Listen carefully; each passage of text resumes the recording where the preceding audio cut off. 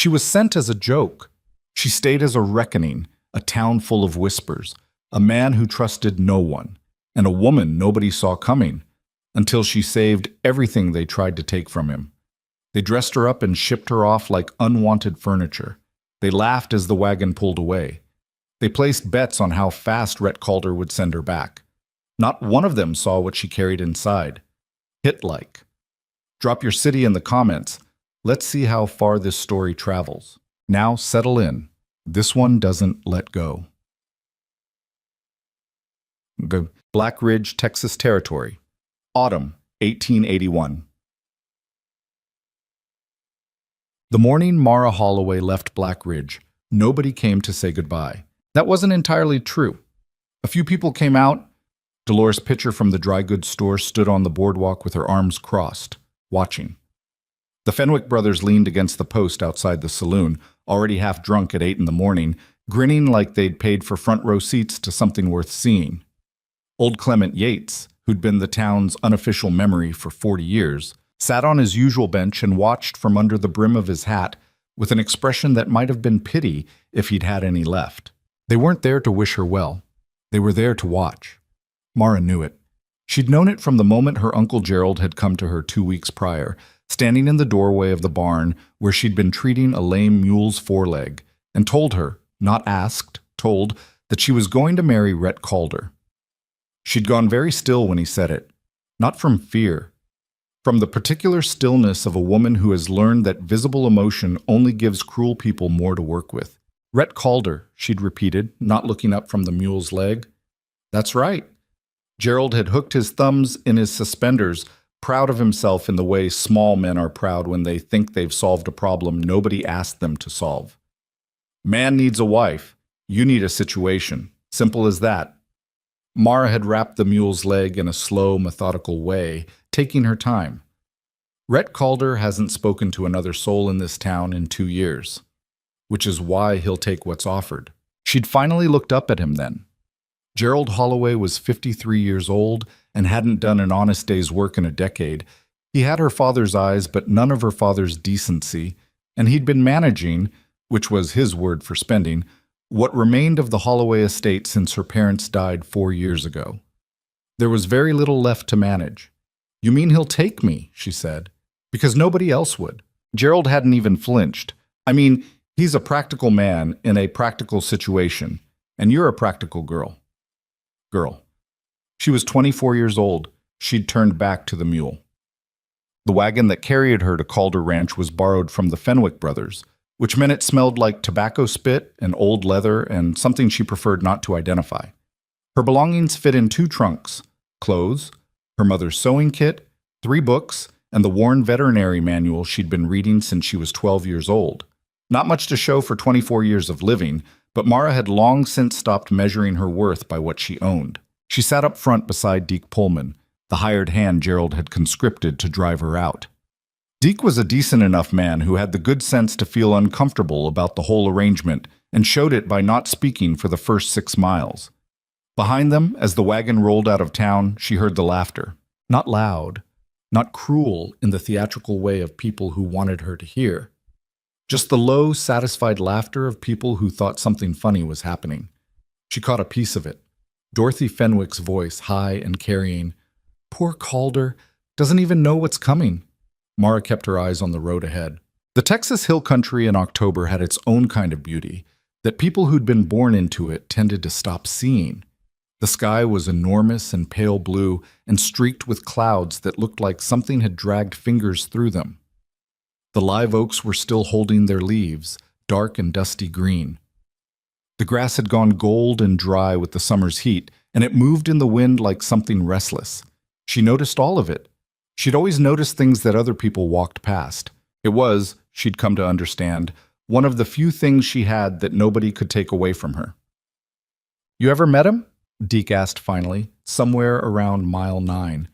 He'd apparently run out of silence. No. Heard things about him, I'd guess. Everybody's heard things about him, Mara said. Most of them are probably nonsense. Deke scratched the back of his neck. Well, some of it might be. What part isn't? He thought about that for a moment, watching the road. The part about him not being the kind of man who forgives things easy, that part's probably true. Mara considered this. Good, she said. Deke looked at her sideways. A man who doesn't forgive easily, she said, is a man who pays attention to what people do. That's not the worst quality. Deke didn't seem to know what to do with that, so he went back to not talking, and Mara went back to watching the country open up around them. So, Calder Ranch appeared after almost 2 hours of driving, and the first thing Mara noticed was the fence. Not the house, the fence. Or rather, what was wrong with it? The east boundary line ran parallel to the road for a quarter mile before the ranch gate, and at least 4 sections of it were in bad repair. Posts leaning, wire hanging loose, one section knocked flat entirely. It wasn't storm damage. Storm damage had a particular look, a suddenness to it. This had been failing slowly, over time, the way things failed when nobody was keeping up with them. She noted it without comment. The ranch house itself was a solid structure, 2 stories, limestone base, wood frame above. It had been built by someone who knew what they were doing and hadn't been maintained by someone who had the same intention. The porch railing on the south side had a gap in it. One of the shutters on the upper floor hung at an angle. The kitchen garden visible alongside the house had gone to scrub and dry weeds. But the barn was in good shape. That told her something. And the horses in the paddock, 3 of them, moving easily, well-muscled and bright-eyed, those told her something else. This was a man who knew what mattered to him. Rhett Calder came out of the barn before Deke had fully stopped the wagon. He was taller than she'd expected, which was saying something because she'd imagined him large. He had the kind of build that came from actual work rather than show. Broad through the shoulders, thicker in the forearms than the chest, moving with the slightly economical quality of someone who didn't waste effort. His hair was dark and needed cutting. His jaw carried a few days of growth that had stopped being intentional and was drifting towards something more permanent. He had a scar that started somewhere below his left ear and disappeared into his collar. He stopped at the edge of the porch and looked at the wagon, and his face did something she couldn't entirely read. Not surprise exactly, but something adjacent to it. Like he'd been told something was coming and still wasn't quite prepared for the reality of it arriving. His eyes found her. She held them, because she'd learned a long time ago that looking away first cost you something you didn't always get back. For a moment, nobody moved. Then Deke cleared his throat, climbed down from the wagon, and said, in the voice of a man who wanted to complete a transaction and leave, "Mr. Calder." Brought Miss Holloway out. As arranged. Rhett Calder's eyes moved from Mara to Deke and back again. "Set her trunks on the porch," he said. His voice was lower than she'd expected, rough at the edges. "Yes, sir." Deke was already moving toward the back of the wagon with more energy than he'd shown all morning. Mara climbed down without waiting for help. The wagon step was high, and there was a moment. She was aware of it happening, aware of how it looked, where getting down required some effort. She managed it cleanly and stood in the dusty yard and looked at Rhett Calder from 12 feet away. "Mr. Calder," she said. "Miss Holloway." A pause. "You're earlier than I expected. We left at first light." He nodded slowly. There was something in his eyes she couldn't yet name. Not the contempt she'd braced for, not the dismissal she'd anticipated. Something more careful than that. "I'll show you where you'll sleep," he said. "Then we should talk." He showed her to a room on the upper floor, plain, functional, with a window that faced east and a bed that needed new rope if the frame was going to be slept in without someone going through it eventually.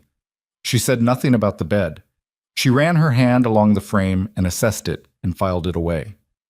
The room had a chest of drawers, a washstand, and a small mirror that had gone slightly cloudy at the edges. It was cleaner than she'd expected. He had, apparently, made some effort. "It's fine," she said, because it was. He lingered in the doorway with his arms crossed and his shoulder against the frame, and she became aware that he was watching her with that same unreadable quality, assessing, but not in the way the town had assessed her, not with contempt, with something more like caution. "You know what you're coming into," he said. It wasn't a question. "I know what I've been told," she said, "which I expect isn't everything." Something shifted in his expression. Slight. "No," he said, "it's not." "Then tell me the rest."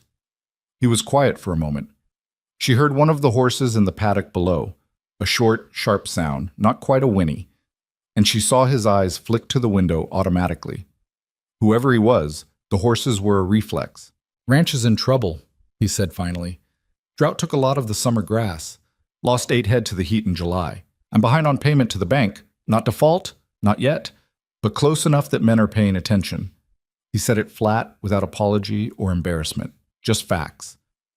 "I needed someone to help, take on the household work, the cooking, the mending." "Your ad said wife," Mara said. "It said wife. I mean it is a working partnership. If that's a problem—" "It's not a problem," she said. "I didn't come here expecting anything romantic, Mr. Calder. I'm not foolish, and I don't think you are either."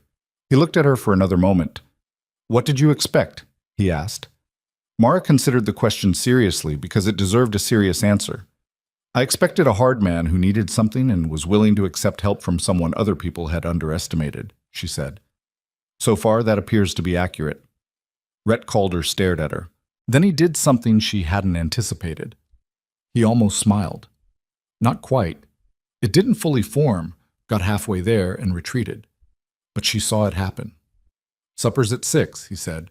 "I'll be in the barn." But she was in the kitchen by 5.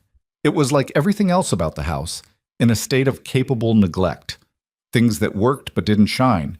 Things that were functional but not flourishing. The stove was a good one, heavy iron, and someone had kept it cleaned even if nothing else had received the same attention. She found flour, salt, dried beans, some hard cheese, a haunch of smoked meat hanging from a rafter.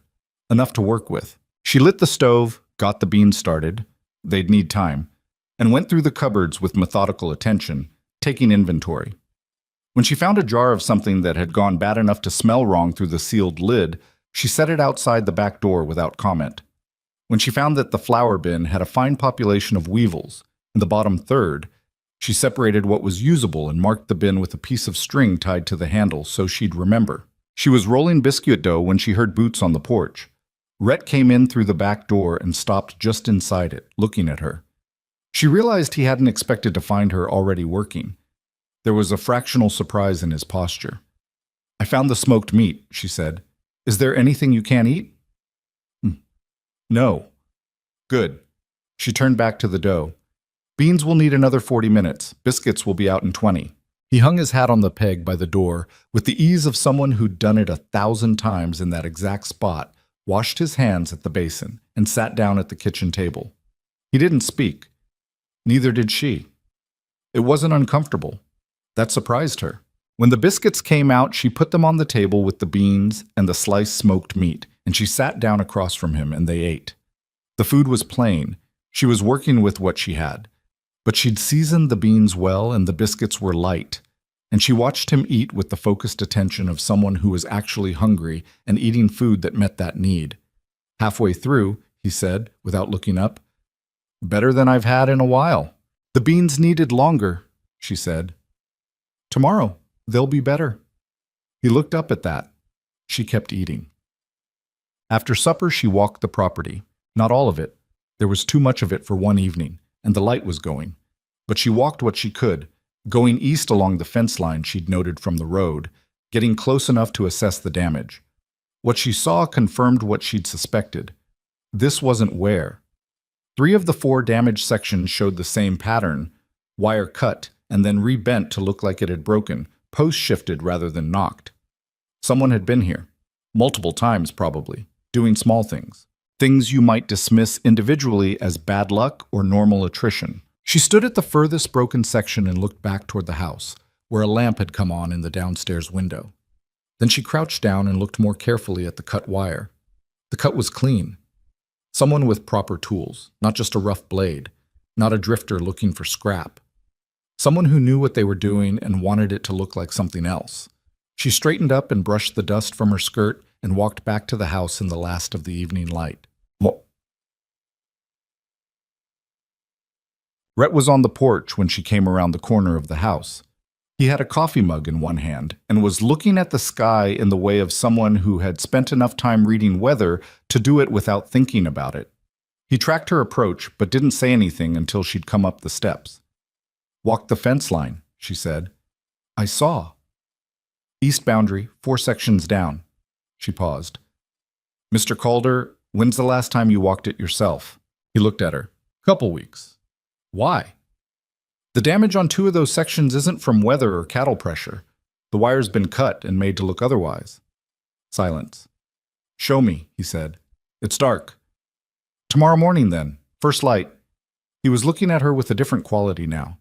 Not the careful caution from earlier. This was sharper. Alert. You're sure? I'm not wrong about it, she said.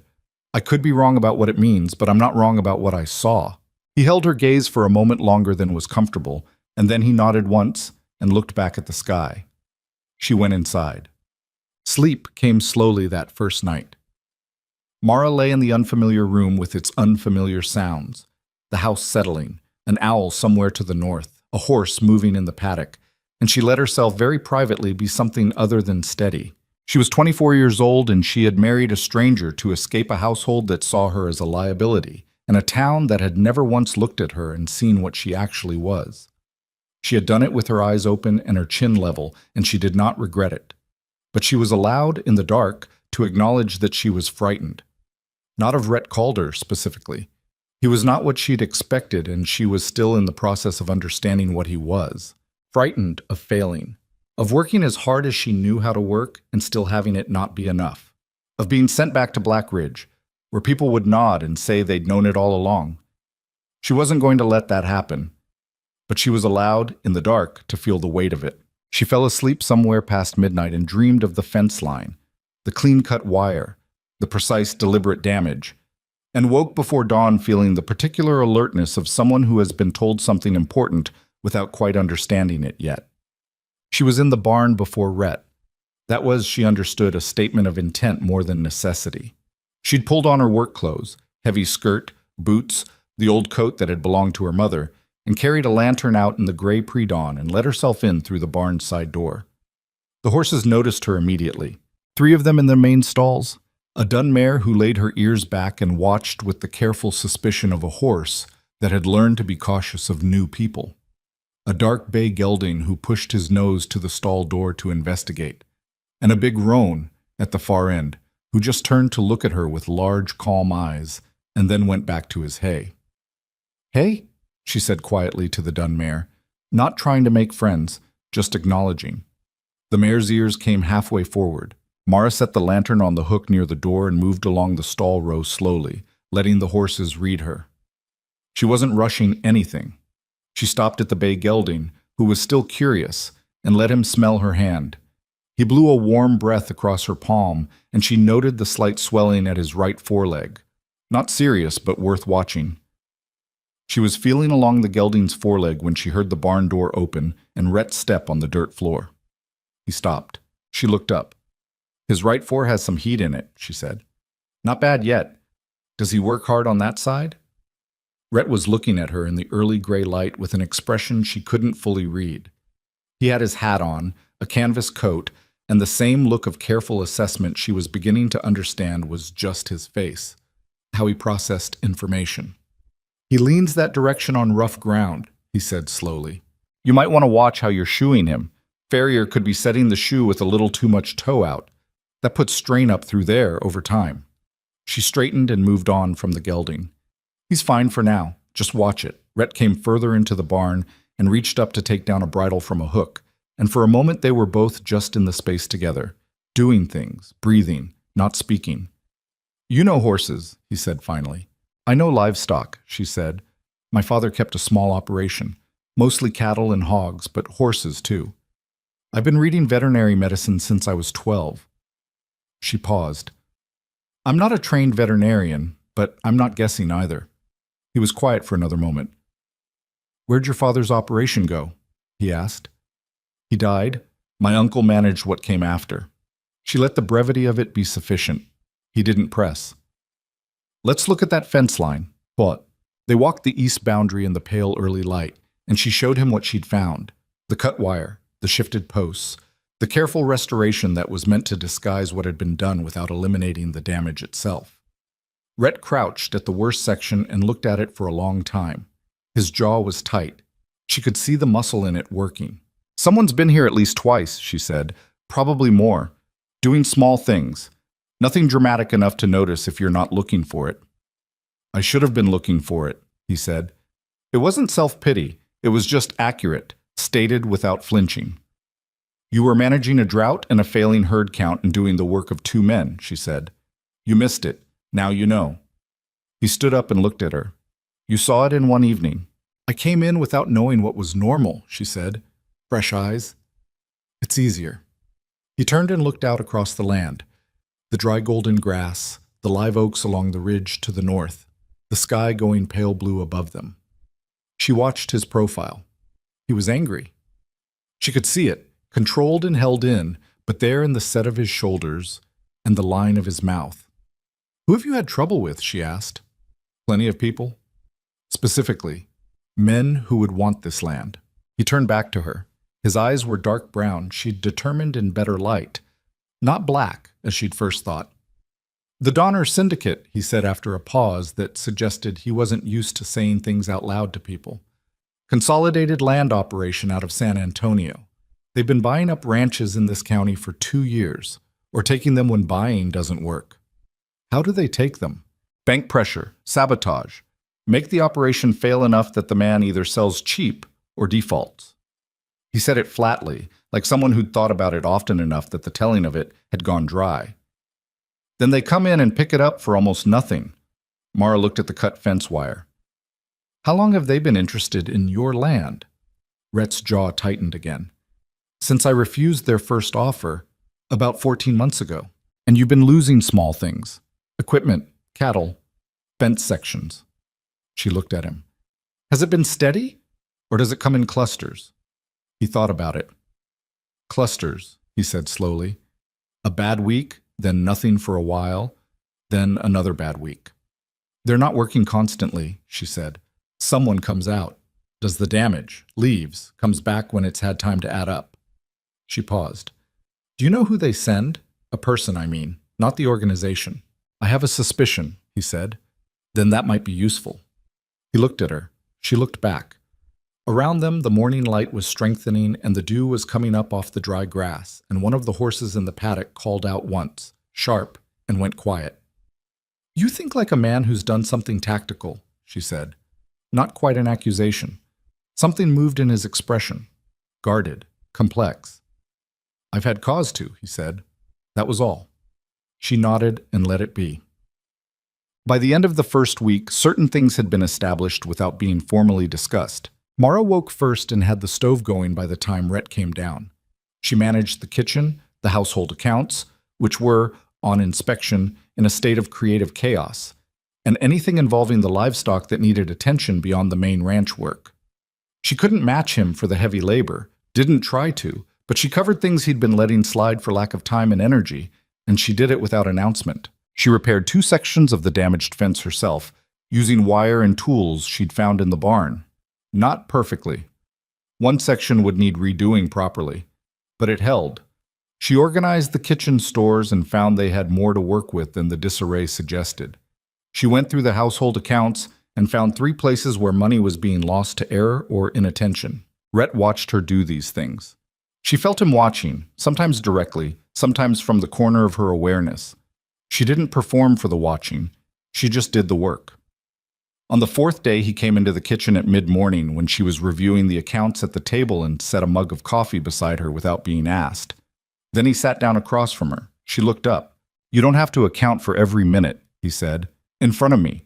You don't have to prove something. She considered him. I'm not trying to prove something, she said. I'm trying to learn the situation, so I can actually help instead of just seeming helpful. He wrapped both hands around his own mug and looked at the account book between them. What do the accounts tell you? That you're tighter than you think, or maybe you know and you're managing it. She turned the book so he could see the column she'd been working through. There's a discrepancy here. Supplies charged in April that don't match what's in the storeroom, about $30 worth. Rhett leaned forward and looked at it. His expression didn't change, but she saw something move behind his eyes. Dale Farber, he said quietly. I hired him on for spring, let him go in June. He had access to the account? Ran supplies into town for me. Mara looked at the column. It's not a disaster by itself, but if there's more of it, show me where. They sat there for an hour, going through it together. She walked him through what she'd found, and he supplied the context, who'd had access, what period, what she might be misreading versus what she wasn't. By the end, they'd identified about $60 in losses that weren't where they should be, and two different people who'd had the opportunity. One of them was still working the ranch. Petey Groves, Rhett said. The name had a flat, contained quality when he said it. I don't know him, Mara said. He's been with me 3 years. He stared at the accounts. I wouldn't have thought. He stopped. Do you want to confirm it before you decide what to do? He looked up at her. How? Tell him to pick up a supply order in town. Specific items, specific cost. See what comes back. He was quiet for a moment. You've done this before. My uncle did something similar for 5 years before I understood what I was seeing, she said. I got good at identifying the pattern. His expression, for a moment, became something she couldn't name. Not pity, not sympathy exactly. Something more like recognition. Like seeing a piece of a map that explained terrain he'd been traveling through without understanding. He nodded once. Groves runs to town on Fridays, he said. I'll set it up.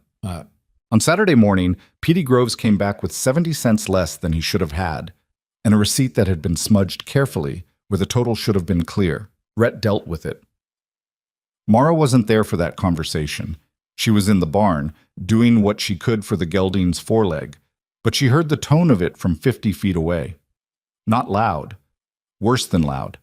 The low, even, contained anger of a man who had decided something and was delivering it without room for negotiation.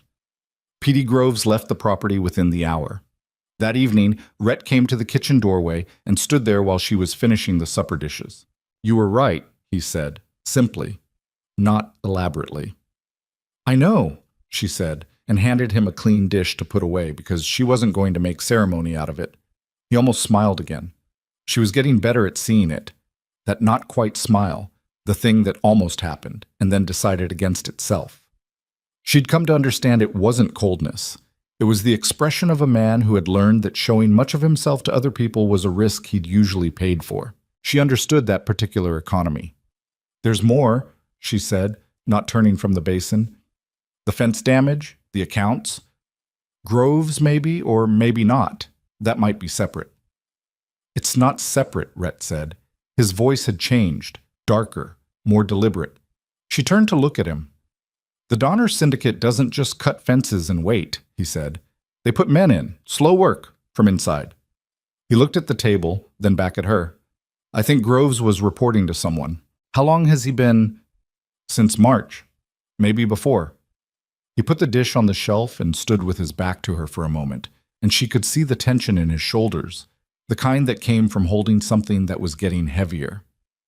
I've been so focused on the drought and the bank that He stopped, started again differently. I missed it. You missed some of it, she said. You caught it now. You caught it. We caught it, she said, within a week of having someone around who had the time to look. He turned around and looked at her, and for the first time since she'd arrived, there was something in his expression that was neither assessment nor caution. It was something she didn't have an immediate word for, something that made her look away first, not from weakness, but from a sudden, unexpected need to protect something she wasn't ready to examine. She turned back to the basin. The bank meeting is in 3 weeks, he said, after a silence. Quarterly review. How short are you? He told her. She thought about it. The cattle still going to market? Drive scheduled for November. What's the count looking like? If we keep from losing more, enough? A pause. Barely enough. She dried her hands on the towel by the basin and turned around and leaned against the counter. Outside the kitchen window, the sky was full dark now, and the stars were thick and white, and the night had gone cold in the way of Texas autumn nights that reminded you that winter knew where you lived. Then we don't lose more, she said. He looked at her. I know what they're going to do next, she said, or near enough. If they've been inside the operation and now that's gone, they'll escalate. They'll try something visible before the bank meeting, because the bank meeting is their window. She paused. We need to be watching from now until November.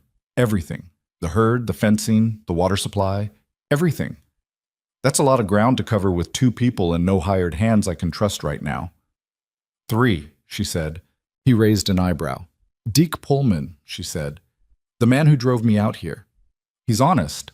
Possibly unemployed. My uncle's operation doesn't have enough left to employ anyone properly. You could write him. Rhett looked at her for a long moment. You trust him? I trust that he's exactly what he seems, she said, which is more than I can say for most people I've met. He was quiet. Then, I'll write him tomorrow. She found the water line on a Tuesday. She'd been walking the south pasture, doing a count of the cattle grazing there. She'd taken that over from Rhett 3 days ago, freeing him for the heavier work that had been backing up. And she'd noticed that 3 of the cattle in the southeast corner were behaving oddly. Not sick odd, but restless odd, moving away from the water trough in the corner rather than toward it in the afternoon heat. She went to the trough. The water in it was clouded. Not just sediment, clouded with something that had a faint chemical quality she could smell when she got her face close to it. She didn't touch it. She pulled back and looked at the feed line running from the storage tank 30 yards away, and she followed it with her eyes, and she saw the place where it had been tampered with. A section of pipe that had been loosened and then rejoined, with a small crude bypass valve that had been packed with what looked like mineral residue. Someone had dosed the water line with something. Not enough to kill quickly. That would have been too obvious. Enough to make the cattle sick over time. Enough to weaken the herd before the drive. She stood in the afternoon heat and felt something cold and clear move through her. This was not amateur work. This was someone who knew cattle operations and knew exactly where to apply pressure and how much to apply without it being immediately obvious. She left the cattle away from the southeast section and walked back to the barn at a pace that was controlled but faster than her usual walk, and she found Rhett in the south paddock doing fence repairs, and she said, from a distance that was still too far for calm conversation, "There's something in the southeast water line."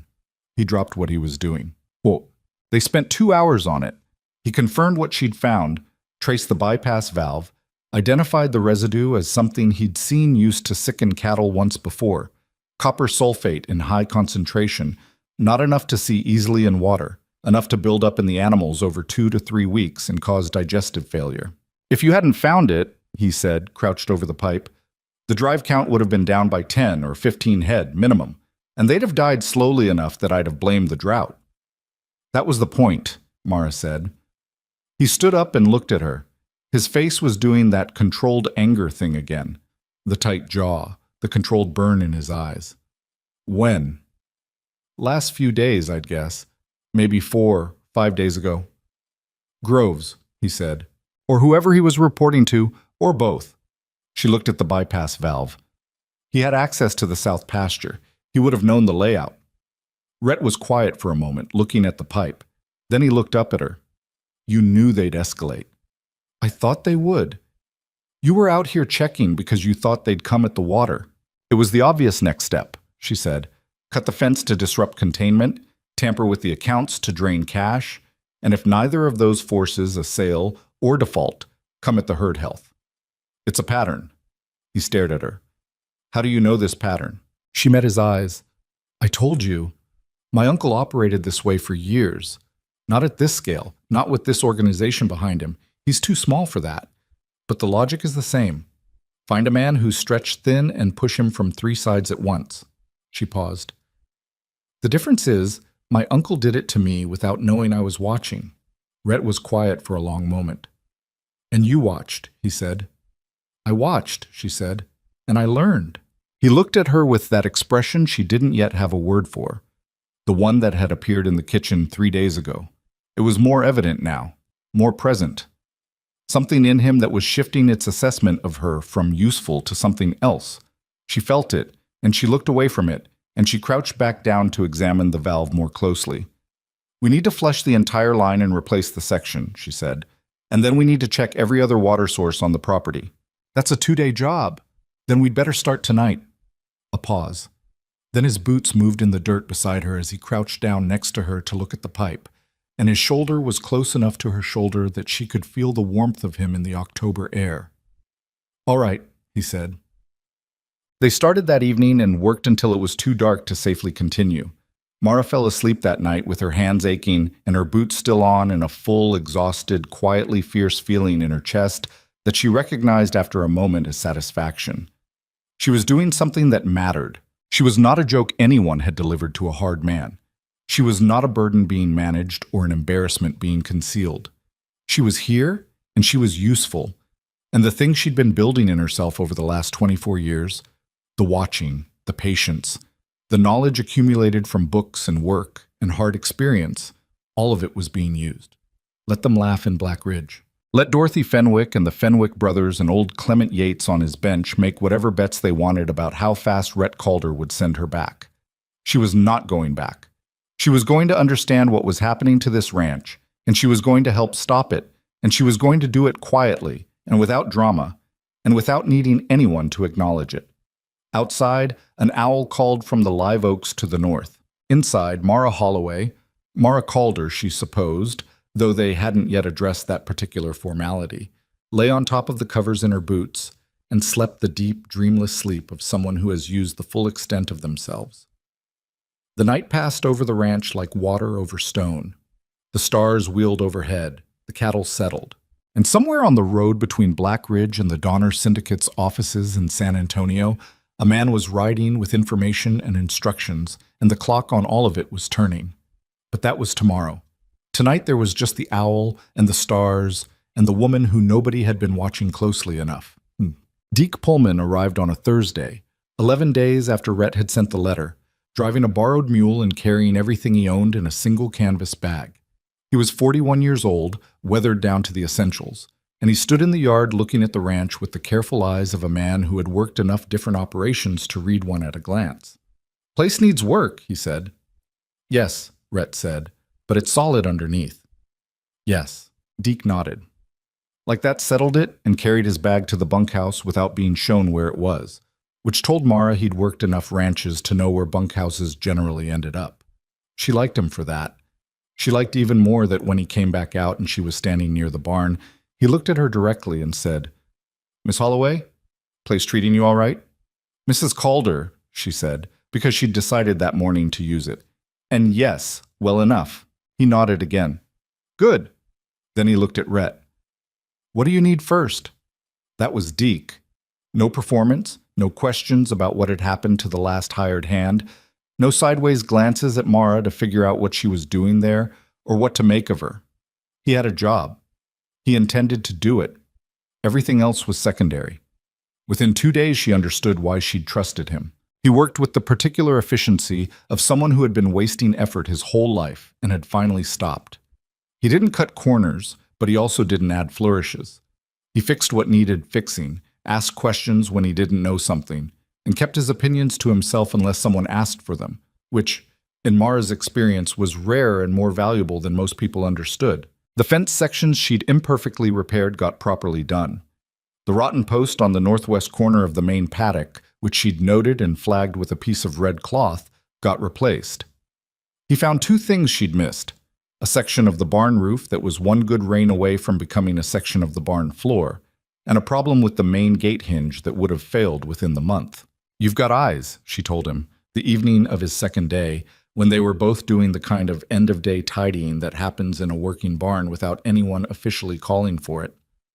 "Spent a lot of years fixing things after they broke," he said, pushing a wheelbarrow toward the door. "Gets old. Easier to catch them before." She thought about that for a moment. "Deke, when you drove me out here, what were people in town saying, exactly?" He stopped the wheelbarrow, considered. He was a man who didn't answer faster than he thought, which she respected. "Some of it wasn't kind," he said. "I know that part. What was the specific shape of it?" He looked at her with a kind of reluctant honesty. "That Calder would take one look at you and put you back on the wagon. That your uncle was rid of a problem and Calder was about to become one." He paused. "Dorothy Fenwick had a whole theory about how it'd go." "What was the theory?" "That he'd let you work a week, realize you weren't what he needed, and send you back broke and shamed." Deke said it flat and factual. She was pretty confident about it. Mara picked up the pitchfork she'd set down. "What do you think now?" He looked around the barn, the organized tools, the clean stall floors, the gelding with his leg properly wrapped, the careful inventory list she'd pinned to the post near the door. Then he looked back at her. I think Dorothy Fenwick doesn't know much about what people need, he said, and pushed the wheelbarrow outside. Mara went back to work and didn't say anything, but something in her chest loosened a fraction that had been tight since the morning she'd left town.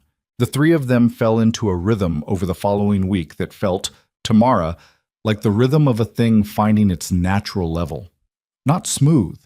There were frictions, miscommunications, days when the work was harder than the results justified. The drought hadn't broken. The grass in the south pasture was thinning to a degree that required moving the cattle on rotation more frequently than the land was really designed for. The water situation, once the contaminated line had been flushed and replaced, was stable but not comfortable. One of the cattle, a young steer, one of the stronger ones, started showing the early symptoms of what the contamination might have done if they'd caught it later, and Mara spent 2 evenings with him, monitoring, adjusting what she could. He recovered, but it was close enough to bother her. Rhett watched her work with the steer without comment. He wasn't a man who filled space with words when he didn't have something specific to say, and she'd come to appreciate that about him in a way she hadn't expected. She'd grown up around men who talked constantly as a way of asserting their presence, her Uncle Chief among them. The quiet of Calder Ranch, when it wasn't being filled with actual work-related conversation, felt earned rather than empty. It was on a Friday evening, 3 weeks after she'd arrived, and 2 weeks after Deke had joined them, that Rhett told her the rest of the story about his scar. She hadn't asked. She'd looked at it, couldn't help it, the way you can't help looking at something that's obviously the record of something significant. It ran from below his left ear down his neck and disappeared beneath his collar, and it had healed badly, which meant it had happened somewhere without access to good care, or at a time when care wasn't the priority. They were on the porch after supper, which had become a kind of unofficial habit. Not a formal thing, nobody had proposed it, but when the day's work was done and the dishes were clean and Deke had retired to the bunkhouse, they both sometimes ended up on the porch with coffee. Not always talking, sometimes just being in the same space as the darkness settled over the land. That particular evening, he'd been looking at the northern ridge for a while, the way he sometimes looked at things that weren't quite visible from where he was standing. The Donner Syndicate, he said, without preamble. I wasn't always on this end of them. She looked at him. I worked for them, he said, 3 years ago, before I understood what the operation actually was. He turned the coffee mug in his hands. I ran cattle assessments for them. Went to ranches they were interested in acquiring, evaluated the operation, told them what the land was worth. He paused. Told them where the weak points were. Mara said nothing. Let him continue. The man who ran field operations back then was named Cole Hartley. He was efficient, good at identifying exactly how much pressure to apply and where. I thought I was doing legitimate work. Land assessment, acquisition research. He stopped. His jaw tightened. Then I was with Hartley when he delivered a final offer to a man named Ebner Walsh. Small operation, about 60 miles south of here. Walsh had been holding out for 8 months. He went quiet for a moment that had some weight in it. Walsh said no again, Rhett said. And Hartley responded to that. Not with words. He had 2 men with him. He reached up and touched the side of his neck, just below where the scar started, with 2 fingers. Just a brief touch. Reflex, maybe. I got in the way, which was not what Hartley expected. Walsh? Mara asked. Walsh sold, Rhett said. After. He didn't have much choice left. His voice had gone flat and careful. I left the syndicate that day, came north, bought this land with what I'd saved and what I'd borrowed, and I have been here since. He looked at her. So they know you, she said. They know me, and they know I know enough about how they operate to make things complicated for them if I ever decided to. He set his coffee mug on the porch rail, which is why they want this land specifically, not just for the land, to shut me up, make it look like a man who failed to hold his operation and had to sell. Mara absorbed this. The night insects were loud tonight, filling the dark with their particular urgent noise. A cloud had moved across the half moon and the yard was almost completely dark except for the lamp in the window behind them. Who knows about your history with them? She asked. Nobody here. I came to Black Ridge as a man starting over. People had questions about the scar, about where I came from. I didn't answer them. He looked at her sideways. They filled in the gaps themselves. It's how towns work. They decided you were dangerous, she said. Based on nothing. Based on silence, he said, which in their experience usually means something worth being afraid of. Mara thought about that. Thought about how a reputation built from other people's assumptions could be both a prison and a protection, sometimes simultaneously. She'd had her own version of that. The town had decided what she was from the time she was about 15, and she'd spent nearly 10 years being invisible behind their certainty. Cole Hartley, she said. Is he still with the syndicate? Rhett was quiet for a moment. Far as I know. Is he the one who's been running the operation against you? The sabotage? I don't know, possibly. The work has his quality. Something moved across his face. Not fear exactly, but the specific alertness of someone who respects a particular danger.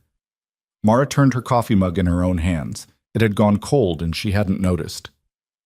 If it's Hartley, she said slowly, then this isn't purely business. It's personal. He doesn't just want the land. He wants you specifically to fail. Rhett looked at her. Yes. Which means he'll stay engaged. Won't hand it off. Will want to be there when it resolves. A pause. Probably. She nodded slowly. Something was taking shape in the back of her mind. Not a plan yet, more the outline of a possible plan, the way a thing in the dark reveals its edges before its details. The cattle drive, she said. November. How public is the route? Rhett's eyes narrowed slightly. It's a standard route. Anyone in the county would know it. So Hartley would know it. If he's been watching the operation, yes. And he'd know the count, approximately, because of Groves. Rhett went still. Right, Mara said. Groves was reporting the count. Hartley knows how many cattle we're taking to market. He knows the route. He knows the timeline. She looked at Rhett directly. He's going to hit the drive. Silence. You don't know that, Rhett said, but his voice had the quality of a man who thought she was probably right. I know it's what I'd do, she said. If I were him. The bank meeting is after the drive. The drive is where the money comes from. Stop the drive, destroy the count, and you miss the bank payment. Bank loses patience. You have to sell. She set her cold coffee on the rail beside his. He's been wearing you down for over a year with small cuts. He's going to go for something larger. The drive is the target. Rhett stood up from his chair and moved to the porch rail and put both hands on it and looked out into the dark yard. She could see the tension in him, different from before. Not just the controlled anger, but something that had more fear in it. Not fear for himself, she thought. Something else. The fear of a man who has a thing worth losing and can see the thing that's coming for it. I can't protect a cattle drive through open country against men who are organized and willing to use violence, he said. Not with 3 people. No, she said. We can't protect it the way you're thinking. She stood up too, though she didn't move to the rail. She stayed where she was, thinking. But we might not need to protect it. We might be able to use it. He turned to look at her. Use it, he repeated. He expects a weakened operation running a diminished herd through a standard route with no help and no resources. She looked at him steadily. What if that's not quite what he finds? Rhett stared at her for a long moment. His expression was doing that complicated thing again, Shar, the one she'd been seeing more frequently, the one she didn't have a word for yet. She noticed, not for the first time, that when he looked at her directly like this, there was an intensity in it that she had to work to hold. Not threatening. Something she didn't quite know what to do with. You're talking about a trap, he said. I'm talking about giving him what he expects, she said, until we don't. He was quiet for a long time. If you're wrong about him hitting the drive, he started, then we run the drive, make the payment, and fight whatever comes next from the other side of the bank meeting. She kept her voice even. But I'm not wrong. He held her gaze. She held his back. I believe you, he said, and it was said simply, without drama, the way he said most things that mattered, just stated, like a fact he'd verified. Something moved through her when he said it. Not loud, not dramatic, just the quiet shift of a thing that hadn't been there before, taking up a small but definite amount of space in her chest. She looked away first. Not from weakness, from the same instinct that made her keep a few things close. We need to think about the route, she said. And we need to do it before anyone who might be watching sees us planning it. Come inside, Shep, he said. I have maps. They went inside. Deke's lamp was out in the bunkhouse. The ranch was quiet around them, holding its breath in the way that land sometimes did at night. aware of itself, aware of what was on it, full of a dark that was neither safe nor hostile, but simply indifferent, which was the truest kind. At the kitchen table, under the lamp, Rhett spread the land maps and they bent over them together, her shoulder close to his, and they began. Neither of them said much that wasn't necessary. They didn't need to. That, Mara was beginning to understand, was its own language between people. The particular fluency of two people who had stopped performing for each other and started just being in the same space, working on the same thing without the noise of it. Outside, the half-moon came back from behind its cloud. The night insects kept their chorus. The land held the ranch and everything on it in its wide, dry, indifferent hands, and waited for November. The maps stayed on the kitchen table for 3 days. Not spread out and visible. Mara rolled them back up each morning and set them behind the flour bin where a casual eye wouldn't find them. But they came back out each evening, after Deke had gone to the bunkhouse, and the lamp was low and the ranch had gone quiet around them. And each evening she and Rhett sat across from each other and worked the problem the way you work a knot, patiently, from different angles, accepting that some approaches weren't going to open anything, and trying the next one without getting frustrated about it. The plan that emerged wasn't elegant. She wanted to be clear about that with herself, because she'd learned that plans that looked elegant on a table had a way of falling apart the moment they met actual ground. What they had was something sturdier than elegant, a plan with enough flexibility built into it to absorb the inevitable things that would go wrong. The core of it was simple: run the drive as announced, on the standard route with the standard timing. Let anyone watching report back that Calder Ranch was proceeding exactly as expected, a stretched operation running a barely sufficient herd through open country with minimal hands. Give Hartley, or whoever he'd sent to watch, no reason to change his approach. What wouldn't be visible was Deke riding 2 days ahead of the drive, quiet and unhurried, through the section of the route that passed through the Callaway Narrows, a half-mile stretch where the terrain pinched between two rocky ridges, the only place along the route where a small number of men could effectively stop a herd. If Hartley was going to hit the drive, that was where he'd do it. Deke would look and report back, and they'd know. The second piece was the county sheriff. "Briggs," Rhett said the first time she raised it. The word came out with the kind of controlled flatness that indicated a complicated history. "Is he crooked or just difficult?" she asked. Rhett thought about it. "Difficult. He's got no love for me. But I don't think he's in anyone's pocket. Then he's useful." She looked at the map. "We can't handle organized violence with 3 people. We don't need to defeat them in the field. We need a witness with authority who can make the arrest mean something permanent. Someone who can take them into custody and make it stick legally so the syndicate can't just replace the men and try again. Briggs won't ride out on my word alone." "No," she said. "He'll need evidence he didn't get from you." She traced the route with her finger. "If we can get him positioned at the Narrows before they move, not because you asked him to, but because he has his own reason to be there." "What reason?" She looked up. "We give him one." It took her another 2 evenings to work out what that reason would be. And when she did, she told Rhett, and he looked at her for a long moment with an expression she'd started to recognize as the specific look of a man recalculating something he thought he'd already understood. "You'd go into town," he said. "Somebody has to. And it can't be you. You walking into Briggs's office would put him on the defensive before you said a word." "You've been here a month," he said. "You don't know Briggs." "I know what I need him to do," she said. "And I know how to talk to a man who thinks he's being managed, which is to not manage him." She paused. "I'll tell him the truth. Most of it." "Which part isn't most?" "I won't tell him the drive is bait," she said simply. "I'll tell him we have reason to believe the Donner Syndicate is planning an action against the herd during the drive, and that if he wants to catch them doing something that would hold up in a territorial court, the Narrows on the 14th is when and where." She kept her eyes on his. "That's all true. I'm just not explaining the architecture around it." Rhett was quiet. "He'll ask why you're coming to him instead of me," he said. "I'll tell him that you're too proud and I'm more practical." She said it without any particular tone. Something almost happened on his face. That almost smile, more present than usual. "That's also true," he said. "I know," she said. She rode into Black Ridge on a Wednesday morning, which she chose because Wednesday was when the sheriff's office was quiet. Court days were Monday, and by Friday the weekend trouble was already starting to accumulate. She wore her good dress, which was not fancy but was clean and pressed, and made her look, she hoped, like a woman with something worth listening to, rather than a woman trying to be taken seriously. She'd been back in town exactly once since her arrival at the ranch, 3 weeks prior, to pick up supplies.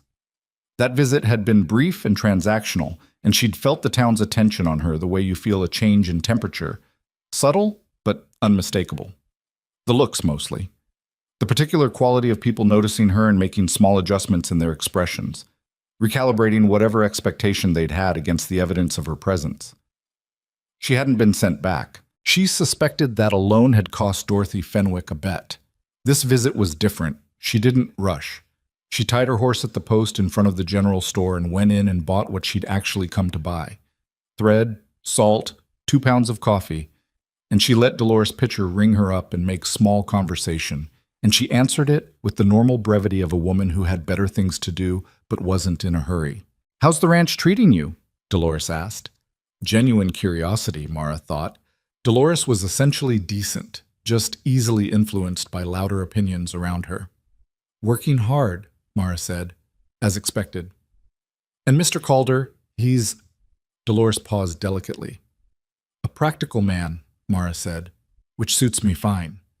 She took her purchases and went to the sheriff's office. Sheriff Cal Briggs was 54 years old and had the bearing of a man who had started his career with ambitions and revised them downward over time until they fit the actual dimensions of his life.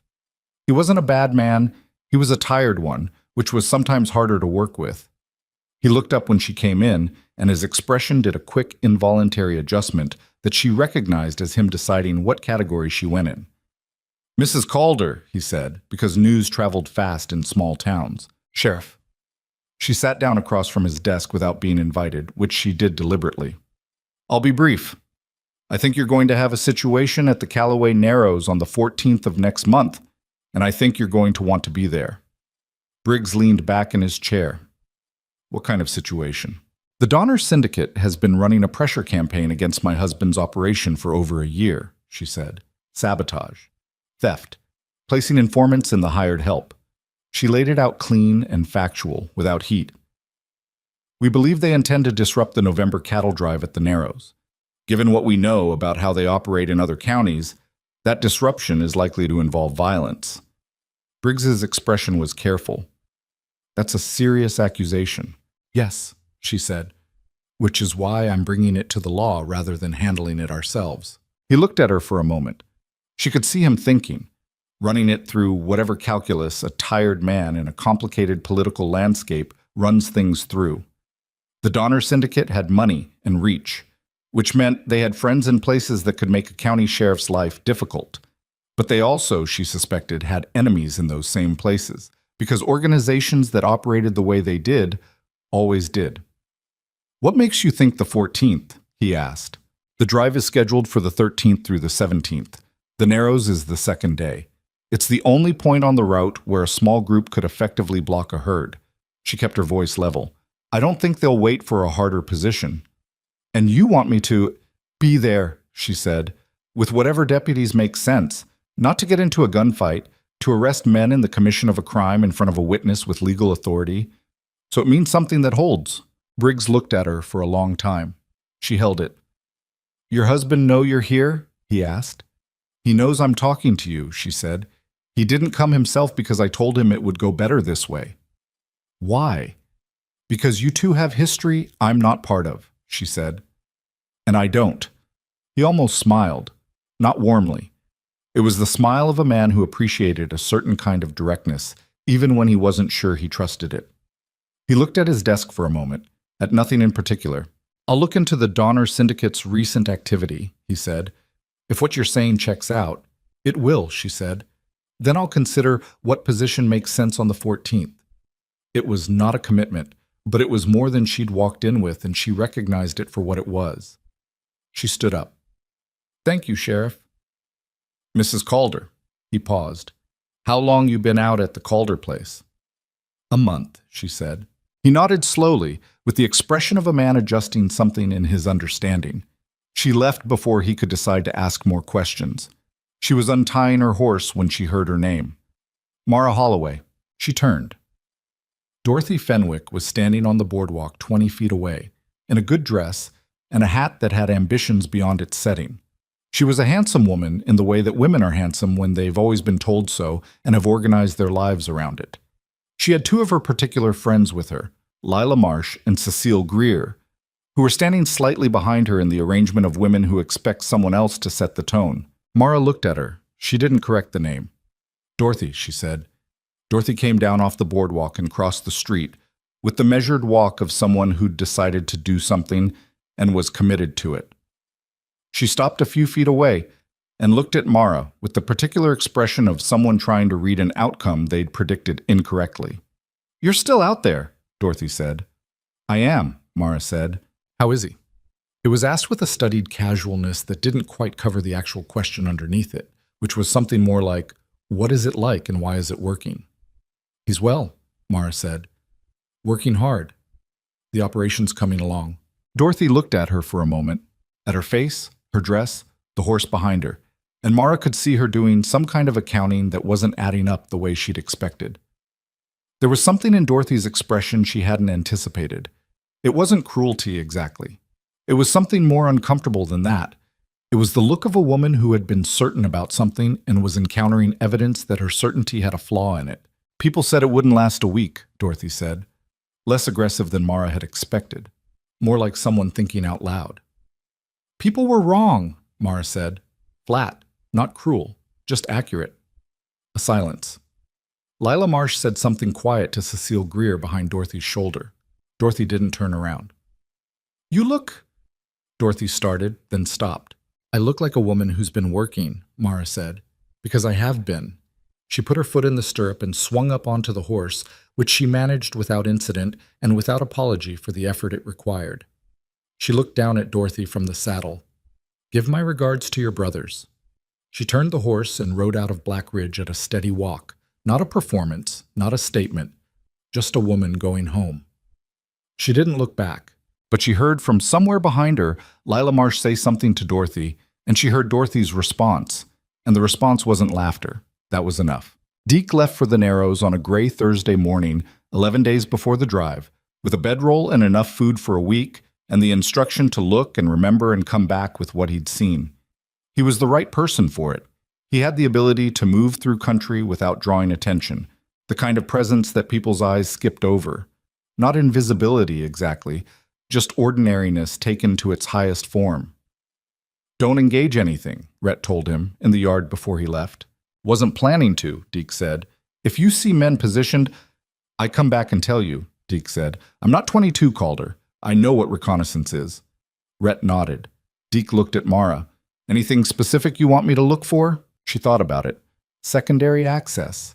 If they're going to block the Narrows, they'll need a way in that isn't the main route, somewhere they can position without being seen approaching. Look at the ridge lines on both sides. There'll be a path, probably from the east, where the rock gives them cover." Deke looked at her for a moment, then at Rhett, then back at her. "All right," he said, and rode out. The days between his departure and the drive had a particular quality to them, a suspended, pressurized quality, like the air before a storm when the light goes yellow and the animals go quiet and everything holds itself still. The work continued because work on a ranch didn't pause for anyone's anxiety, but underneath it there was a constant, low hum of attention, of waiting. Mara checked the herd count daily. 83 head, more than she'd hoped for, given the losses earlier in the year. Enough, if they made it to market. On the 8th day, she found Rhett in the barn late at night. She'd gotten up for water and seen the lamp burning, which was unusual. Rhett went to bed early because he rose early, and the barn at 11 at night meant something was wrong or something was occupying him that the house didn't have room for. She pulled on her boots and went out.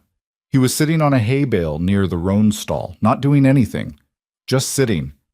The roan was watching him with the calm, patient attention that particular horse seemed to give everything. The lamp hung on the hook near the door and threw soft yellow light over the space.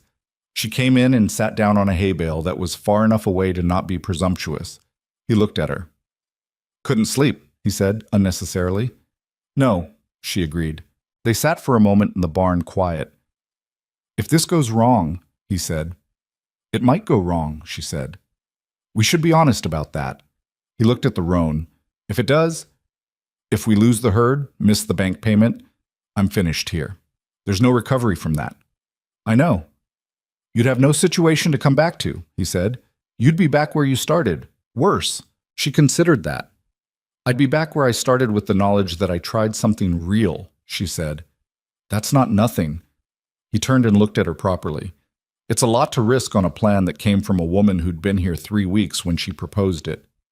Yes, she said. It is. Why did you? He asked. You could have kept your head down, managed the house. Let whatever was going to happen, happen. You'd have been not comfortable, but safe. Not your problem. She thought about that honestly because he was asking it honestly. Because it is my problem, she said. This is my land now too. My situation. Not the way it was before I came here. Not something I'm managing on behalf of someone else and watching from the side. She paused. I've done that my whole life. Watched things happen to me and around me and managed them carefully and survived them. This is the first time I've been somewhere I actually want to hold on to. Something moved through his expression at that, not the almost smile. Something quieter. Even with all of it? He asked. All of it is what makes it worth holding, she said. He looked at her for a longer moment than was comfortable, and she didn't look away from it this time, and something passed between them in that barn with the lamp and the roan watching and the night around them that she didn't try to name or categorize or put anywhere safe. Then he said, quietly, Deke will be back tomorrow. I know, she said. We'll know what we're dealing with. Yes. He stood up and took the lamp off the hook and offered her his hand for no particular reason. The floor between the bale and the door was perfectly navigable, and after a moment she took it, and they walked out of the barn and across the dark yard to the house. He let go of her hand at the porch steps. She went inside. She lay in her room and listened to the ranch settle around her and thought about that moment, not analyzing it, just holding it briefly before she set it aside.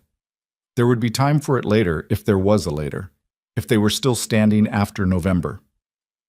Deke came back the following afternoon, dusty and tired and eating half the kitchen before he said a word. Then he unrolled the rough sketch he'd made and laid it on the table between them. They're there, he said. Where someone is. 6 men? East Ridge, exactly where she said. He looked at Mara when he said it. There's a covered approach from the old Miller Trail. Comes in behind the rock formation on the north side. They've got a camp, looks like 3-4 days established. He traced the sketch with one finger. They're set up to come down both sides simultaneously, block the front of the herd and push in from the flanks. Designed to scatter the cattle rather than just stop them. Scatter the cattle, not steal them. Scatter them across open country, where rounding them up before the market deadline would be nearly impossible. They don't want the herd, Mara said, mostly to herself. They want the count destroyed. Hartley, Rhett said. It wasn't a question. One of the men, big, scar across the chin. Deke looked at Rhett. You know him. I know him, Rhett said. Something went tight in the room then. The confirmation of it, not just suspected, but real, present, waiting, had a different weight than the suspicion had. Mara looked at the sketch. She looked at the approach trail. She looked at the position of the ridge and the mouth of the narrows and the angle from which 6 men could come down on a moving herd. Then she looked at Rhett. We need to change the timing, she said. Not by much, just enough. He looked at the sketch. His jaw was working. If Briggs is going to be positioned, she said, he needs to be in place before they come down from that ridge. And we need to make sure they come down before the herd does. You want to bait the trigger? Rhett said slowly. I want them committed and moving before they realize what they're moving into, she said. 6 men on an open ridge coming down on what they think is an unprotected herd and a county sheriff with deputies positioned at the mouth of the narrows.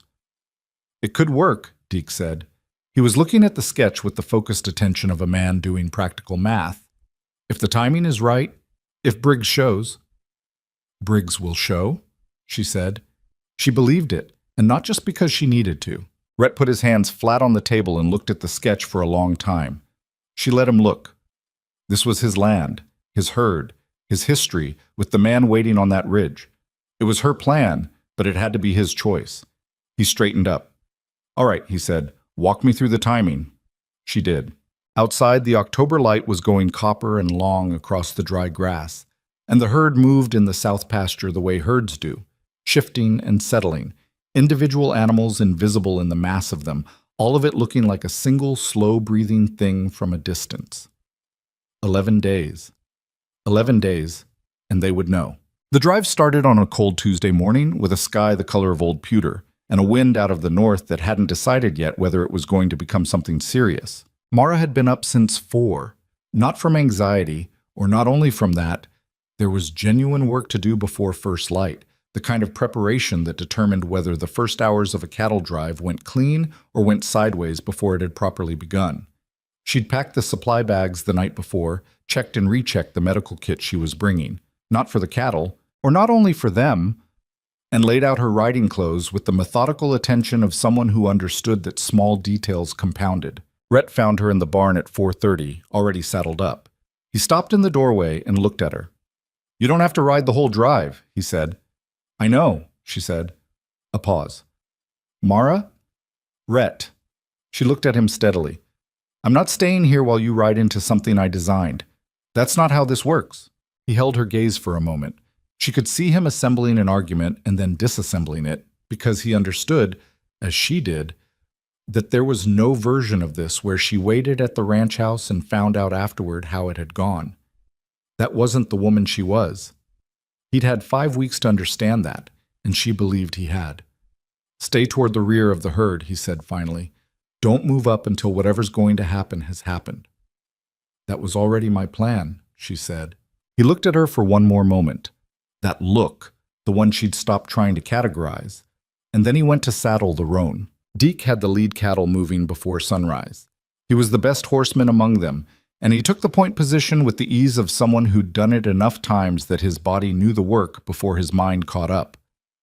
The herd, 83 head, every one of them accounted for that morning, moved out of the south pasture and onto the drive route in the gray pre-dawn, and Mara brought up the rear, and Calder Ranch disappeared behind them as the light came up slow and cold over the hill country. The first day was long and uneventful in the particular grinding way of cattle drives, which was something people who hadn't done one tended to romanticize, and people who had tended to remember primarily as exhausting. Cattle did not cooperate on principle. They drifted, they bunched wrong. They found the one gap in a natural fence line that shouldn't have been a gap and pushed through it with the collective stubbornness of animals that had no awareness of anyone's schedule. Deke handled the lead with steady competence. Rhett worked the flanks. Mara stayed rear and slightly wide, keeping the stragglers moving and watching the surrounding terrain with the kind of sustained attention that made her eyes ache by late afternoon. Nothing came at them on the first day. She hadn't expected it to. The Narrows was day 2. They camped at a creek crossing that had enough water left in it to be useful. Not much. The drought had taken most of it, but enough. The cattle drank in long, patient lines and settled into the grass along the bank. The 3 of them made a fire and ate without much conversation, and Mara watched the darkness around the camp and listened, because listening was something she was better at than most people, and she knew it. "Briggs," Rhett said, across the fire. Not a question. A thought said out loud. "He said he'd look into it," Mara said. "He will have. And if he decided it wasn't worth his trouble, then we deal with what comes without him." She looked at Rhett across the fire. His face in the firelight was all shadow and angle, and she could read the tension in it, the thing he was holding. "But he'll be there. You can't know that." "No," she admitted, "but I know how a man looks when he's already made a decision and is letting you think he hasn't yet." Briggs had made up his mind before I left his office. Deke, who had been lying with his hat over his face, said from under the brim, "She's right. Briggs wants the syndicate more than he wants to stay comfortable. I've known him 12 years. He's been waiting for something to stick." Rhett looked at Deke. "Would have been useful to know that earlier," he said. "You didn't ask," Deke said, and didn't move the hat. Mara almost smiled. She turned away so Rhett wouldn't see it. She took the second watch and sat in the dark beside the low fire while the cattle breathed and shuffled around her and the cold deepened and the stars came out fierce and thick. She sat with her rifle across her knees, Rhett's spare, which he'd handed her without discussion on the morning of departure. And she thought about the Narrows and the timing and the 6 men on the ridge and the particular face she'd never seen but felt she knew from the way Rhett's voice went flat when he said the name. Cole Hartley. She thought about what Rhett had told her, say Ebner Walsh, the final offer, the 2 men Hartley had brought. She thought about Rhett getting in the way of something and paying for it in scar tissue, and she thought about what it took to do that. To put yourself between something and someone when it would have been easier not to. She'd wondered sometimes, in the weeks since he'd told her, what kind of person he'd been before that moment, before Walsh's ranch, before the syndicate, before Black Ridge. She hadn't asked, because there were things people needed to keep their own shape around, things that lost their form when you put them into words too directly. But she thought about it. She thought about a man who'd done work he didn't fully understand, and then, when the moment arrived where he had to understand it, had chosen correctly. At cost. And had come north and started something of his own and spent 2 years protecting it with a silence that the town had filled in wrong. She thought, I understand that. The night passed without incident. She woke Rhett for the last watch and went to her bedroll and slept hard and dreamlessly until the sky went gray again. The Narrows was 6 miles into day 2. They reached the approach to it mid-morning, when the light had gone flat white and the wind had picked up enough to move the dry grass in long waves. The terrain here changed. The rolling country tightened, the ridges on either side rising and drawing together, the rock coming through the surface of the land like bones through skin. It was, objectively, a beautiful piece of country. It was also, as Deke's sketch had shown, an ideal location to make something very bad happen to a moving herd. Mara felt the change in the cattle before she could articulate why. Animals that lived outside read the world through their bodies in ways that bypassed language, and herds had a collective sensing that individual animals didn't, a distributed nervousness that moved through them like a current. The rear of the herd had begun to bunch slightly, the cattle pressing together in the way they did when something they couldn't identify was making them uneasy. She kept her position, but she put her hand on the rifle. 200 yards ahead, she could see Deke at the point, steady and unhurried, the lead cattle following him into the narrowing of the terrain. Rhett was on the right flank, visible intermittently as the land rose and fell. The plan, in its simplest form, Deke would take the lead cattle to the midpoint of the Narrows, where the passage was at its tightest. Rhett would drop back on the right flank and fire 2 shots into the air, the signal, both to Mara and to Briggs and his deputies, who should be positioned at the mouth of the Narrows exit. The shots would provoke Hartley's men to move, because they would interpret it as a signal from someone inside the drive rather than what it was, and they would come down off the ridge before the full herd had entered the passage. The cattle, panicked by the shots, would push forward and crowd the Narrows. Hartley's men, descending into a tighter space than they'd planned for, with a sheriff's deputies at the exit and a herd between them and retreat, would be caught. It was a sound plan on paper. It lasted until Rhett's signal shots, when 3 things went wrong more or less simultaneously. The first shot went fine. The second shot, Mara heard it and registered the moment, her whole body going alert and ready, was followed almost immediately by something that was not supposed to happen. A third shot, from a different direction, from the East Ridge, and not aimed at the sky. She heard it. She saw Rhett's horse go sideways on the flank, scrambling, Rhett leaning hard to control it. They'd had a watcher she and Deke hadn't accounted for. A 7th man, posted lower and closer, who'd been watching the drive from a position that Deke's reconnaissance hadn't covered. And this man had understood the signal shots for what they were fast enough to fire before Hartley's men had fully committed. The herd reacted, 83 cattle in an enclosed passage, with shots going off and the smell of gunpowder and the particular atmospheric charge of human panic translating itself through the ground into their hooves. They didn't stampede, not yet, but they surged. The rear of the herd pushed forward into the front, and the front had nowhere to go but forward, and the whole mass of them began to move with the compressing urgency of a thing that had lost individual intention and become purely force. Mara made a decision in about 2 seconds. She pulled the rifle from its scabbard and pushed her horse wide of the rear of the herd, moving up along the outside of the East Ridge rather than trying to go through the cattle. It was rough terrain, loose shale, steep angle, her horse picking its footing in a way that required her to trust it absolutely, which she did because she'd been riding this horse for 5 weeks, and she knew its quality. She moved fast and stayed low, and she was looking for the 7th man, the watcher. because if he fired again, he was going to finish spooking the herd, and the stampede that followed would scatter everything they'd built this plan to protect. She found him before he found her. He was positioned behind a rock outcropping about 30 feet up the east ridge, and he was reloading with the focused haste of someone who'd made his first shot in a hurry and was intending to do better with the second. He was young, younger than she'd expected, maybe 20, the kind of young that gets hired for dangerous work because young men underestimate the cost.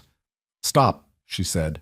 She had the rifle up and she was 12 feet from him, and she was not shaking, which surprised her slightly in a distant way because her heart was going very fast.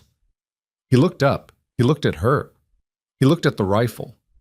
He was young enough that he made the right choice. He put the rifle down on the rock and put his hands up and said, "Don't," in the voice of someone who had just understood that they were in a situation significantly above their pay. "Lie down," she said, "face down. Put your hands where I can see them." He did it. She could hear the herd below, the thunder of it, the concentrated energy of panicked cattle in a stone passage. And she could hear shouting and one more shot from the ridge above. And then, from the mouth of the Narrows, she heard what she'd been listening for, the authoritative, carrying voice of a man who was used to being obeyed in chaotic situations. Briggs. She couldn't hear the words clearly, too much noise between them, but the sound of it had a shape she recognized. Law. Arriving. She kept her rifle on the young man on the ground, and she looked down into the Narrows passage, and she tried to understand what she was seeing. The herd had surged to the exit point, and Briggs's men had been smart enough to spread wide and let the cattle through rather than try to stop them, which was the only move that could have worked, and she was grateful someone on that side had understood it. The cattle poured out of the Narrows in a compressed running mass and dispersed into the wider country beyond, and in the passage itself there was a different kind of chaos. Men down from the ridges, the collision of Hartley's plan with the reality that the exit wasn't clear, that there were armed deputies where there should have been nothing, that the whole geometry of the attack had been inverted. She heard Hartley before she saw him. His voice carried even in the noise, commanding, furious, the voice of a man who was processing a reversal and not accepting it gracefully. "Back up. Get back. Get to the horses." "Cole Hartley." Briggs, clearer now, from somewhere below. "You are under arrest by authority of Bazar County. Put down your weapons." A pause that lasted about 3 seconds. Then more shouting and 2 more shots, and then a sound she couldn't identify, and then a long, ragged silence that felt enormous after all the noise. The young man on the ground below her said, into the dirt, "Is it over?" "Stay where you are," she said.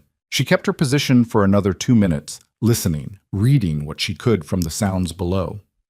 The cattle noise was moving away.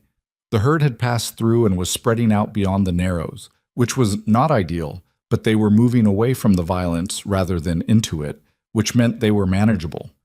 She could hear Briggs's deputies calling to each other, the kind of shouting that meant organization rather than emergency. She heard one man crying out in pain from somewhere in the passage. Not Rhett's voice, she was almost certain. And she heard Briggs's voice again, still controlled, giving orders. Then she heard Rhett. "Mara." His voice from below and to her left, rough and strained and carrying a quality that made her throat tighten. "Here," she called back. A pause. "You all right?" "Yes, I have one of them. The watcher they posted lower on the ridge." She kept the rifle on the man on the ground. "You?" Another pause, slightly longer than it should have been. "Mostly," he said. She didn't like mostly. She filed it and dealt with it as fast as she could. She got the young man on his feet and made him walk ahead of her down the ridge to the floor of the Narrows, which he did with the careful obedience of someone who had fully updated his understanding of the situation. The Narrows passage was a mess. 2 of Hartley's men were down, one with a leg wound, one with something worse that a deputy was dealing with as efficiently as the circumstances allowed. 2 more were standing with their hands up and their expressions in various stages of shock and resignation. A 5th was sitting against the rock wall with his head in his hands. Hartley himself was on his knees in the center of the passage, with his hands bound behind him and Briggs standing over him. He looked up when Mara came through with the 7th man, and his face went through several things quickly. The assessment, the anger, the adjustment.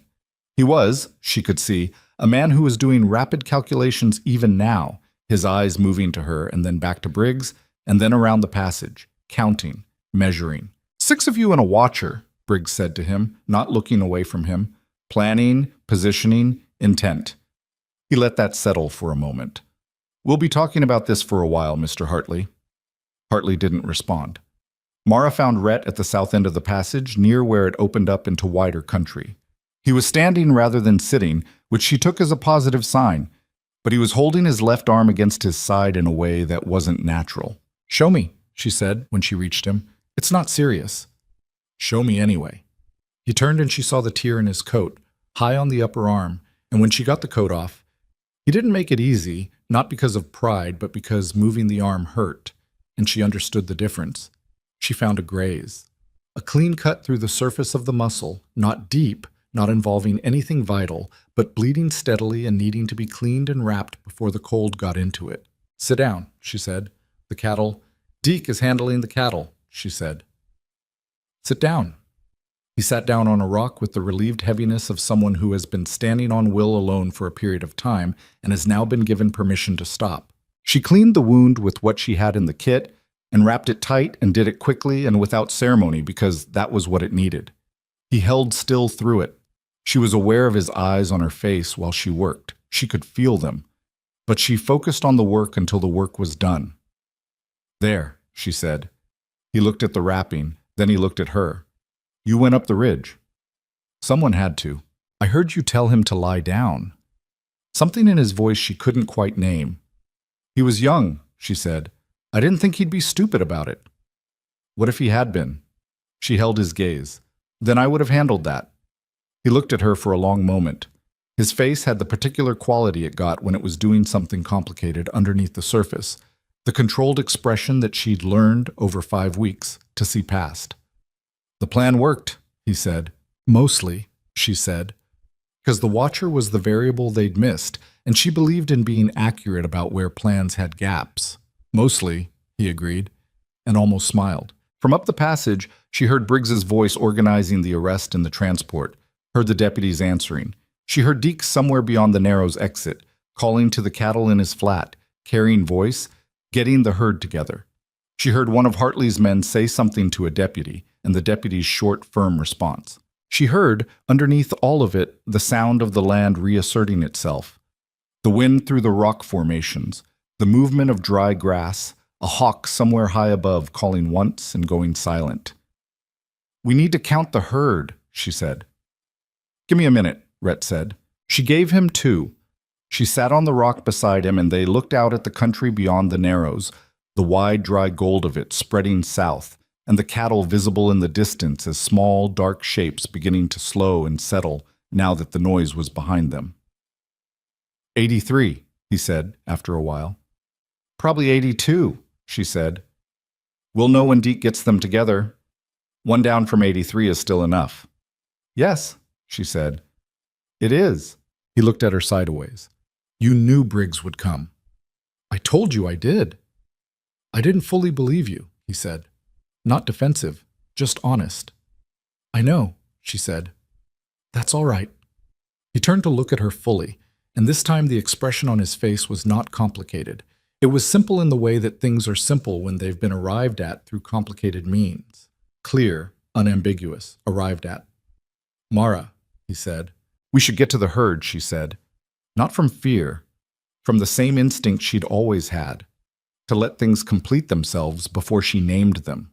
Some things needed to be held a little longer before they were real. He understood, she thought. He didn't push it. He stood up, favoring the arm, and she stood beside him, and they walked out of the Narrows together into the flat, cold sunlight, and the land opened up around them with its enormous indifference, and somewhere ahead of them Deke was calling cattle home.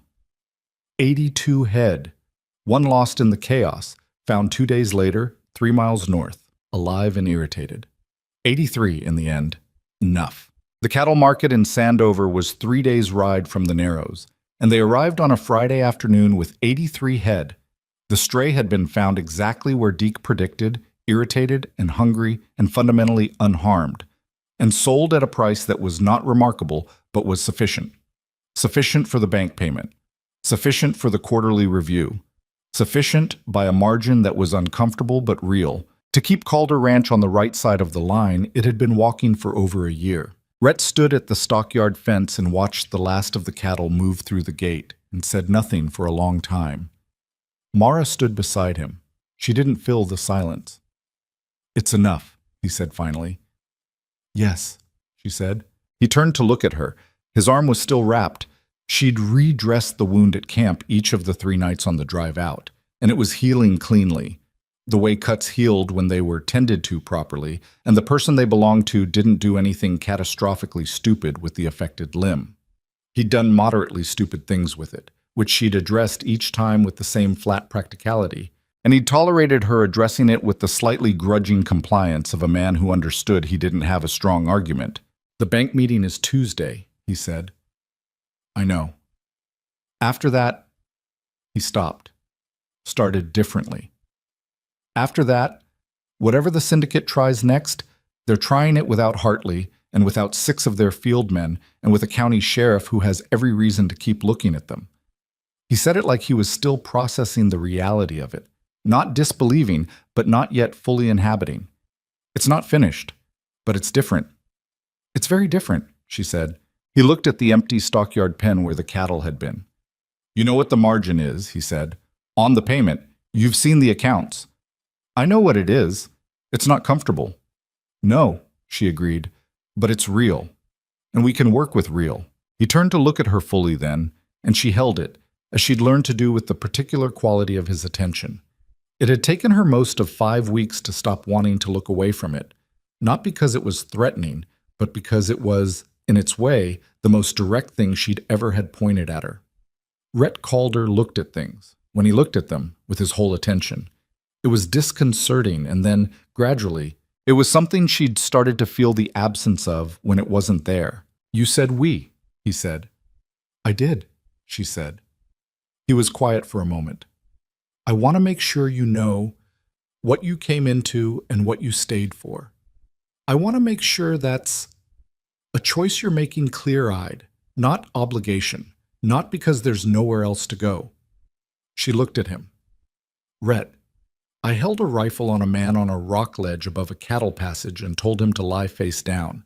I think I'm capable of making clear-eyed choices." Something finally broke through on his face. Not the almost smile, not the complicated expression she'd catalogued over 5 weeks. An actual, full, unguarded smile, brief and real, and not performing anything for anyone. It was gone quickly, the way things are that aren't used to the light. "Fair point," he said. Deke, who had been deliberately occupied with something at the far end of the stockyard fence, chose that moment to walk past them and say, without looking at either of them, "I'll get the horses watered. Take your time." Mara looked at the back of his retreating figure. "He has the subtlety of a dropped anvil," Rhett said. "I like him," she said. "So do I," he said. "Unfortunately." They rode back to the ranch in 4 days, taking it easier than the drive out. The horses lightened without the herd to manage. The country looked different going home, or it felt different, which was maybe the same thing. The sky was November now, lower and grayer, with a quality of waiting that the Texas hill country got in late autumn, as if the land were preparing itself for something it had been through enough times to take seriously. The first night back at the ranch, Mara walked the east fence line again. Same line she'd walked on her first evening, 5 weeks ago, when she'd found the cut wire and the shifted post that had started all of it. She walked it in the early dark with a lamp, going slow, looking. The sections she and Deke had repaired held. The posts were solid, the wire ran true. She stood at the furthest section and held the lamp up and looked back toward the house, where the kitchen window threw a rectangle of yellow light into the dark yard, and she felt something she recognized after a moment as the specific, unglamorous satisfaction of a person who has done what they said they were going to do. Not triumph, not vindication, just completion. The quiet closing of a thing. She walked back to the house. The bank meeting happened on a Tuesday, as scheduled, and Rhett came back from it in the early afternoon with the expression of a man who has been through something unpleasant and come out intact. He found Mara in the kitchen and stood in the doorway and said, "Done." And she looked up from what she was doing and said, "All of it?" And he said, "Payment accepted. Reviewer noted the operation had shown recent improvement. We have until spring before the next review." She turned back to the counter. Good. Mara. She turned around again. He was still in the doorway, and he was looking at her with that expression. The one she had a word for now, had had one for a while, had just been waiting for the right moment to acknowledge. I told the bank reviewer that recent improvement in the operation was largely attributable to my wife. She was quiet for a moment. Why did you say that? Because it's accurate, he said, and because I wanted to say something accurate out loud, in front of someone else, about what you've done here. He paused. Because I don't think I say things like that enough. I know I don't. She looked at him across the kitchen. He was not a man who delivered speeches. He was not a man who organized his feelings into presentations. This was costing him something. She could see that. Not in a dramatic way, just in the way it costs anyone to say a true thing plainly when they've spent a long time not doing it. Rhett, she said. I know. You shouldn't have to just know, he said. You should hear it. She crossed the kitchen and stopped in front of him, which required her to tilt her head back slightly to look at his face at this distance, which she did without any particular self-consciousness, because she'd stopped performing self-consciousness about her own dimensions somewhere around the second week. He looked down at her. Then say whatever else you're trying to say, she said. And say it plain. He was quiet for a moment. His jaw did the thing it did when he was holding something. I didn't marry you because I needed a housekeeper, he said. I told myself I did, and I needed someone. That part was true. But the specific person, he stopped. You were sent out here as a joke, a town full of people who thought they were packaging up their problem and delivering it to someone else's. And I let that frame it for me at the beginning, like it was a transaction. It was a transaction, she said, at the beginning. It's not now, he said. It hasn't been for a while. She held his gaze. He held hers. Outside, the wind moved through the dry grass, and one of the horses called out once in the paddock, and the kitchen smelled like coffee and wood smoke, and the particular warmth of a house that was being lived in. No, she said, it hasn't. He reached up and touched her face, just briefly, just the side of his hand against her jaw. The way someone touches something they've been careful around for a long time and have finally decided to stop being careful about. She let him. She turned her face slightly into it, which was the truest thing she'd done in a long time. I should have said things sooner, he said. You're saying them now, she said. That's sufficient. He almost smiled, and then he did. The same real, brief, unguarded smile she'd seen at the stockyard fence, and this time it lasted a little longer. She was not a woman who cried easily. She didn't cry then, but something in her chest shifted and settled into a new position, and she recognized it as the specific feeling of a thing that had been homeless for a long time finding its address. The news of what had happened at the Narrows reached Black Ridge before they did. News in small Texas towns in 1881 traveled on horseback, and by word of mouth and with the particular acceleration of stories that were interesting enough to pass along with embellishment. By the time Rhett and Mara returned, the essential facts had been distributed. Cole Hartley and 6 syndicate men arrested in the Callaway Narrows, caught in a failed attempt to destroy a cattle drive by Sheriff Briggs with deputies, and the operation set up by the Calder Ranch. By a plan, people were saying, that the wife had designed. Mara found out what they were saying from Dolores Pitcher, who told her 3 days after their return, in the dry goods store, in the excited tone of someone delivering information they expected to be received as positive. People are talking, Dolores said, about what you did, about the whole thing. I did what made sense, Mara said. She was reading a list. Have you got any more of that salt pork, or is this the last of it? There's more in the back. Dolores looked at her with the frank curiosity of a woman trying to reconcile the person in front of her with the story she'd been telling herself. Dorothy Fenwick has been very quiet. Dorothy Fenwick doesn't know me, Mara said. She never did. She said... Dolores stopped. I know what she said, Mara said. It doesn't matter now. She looked up from her list. Dolores, I'm not interested in being a story that people tell. I'm interested in getting back to my ranch. Can you get the salt pork? Dolores got the salt pork. But the story had its own momentum, the way stories do.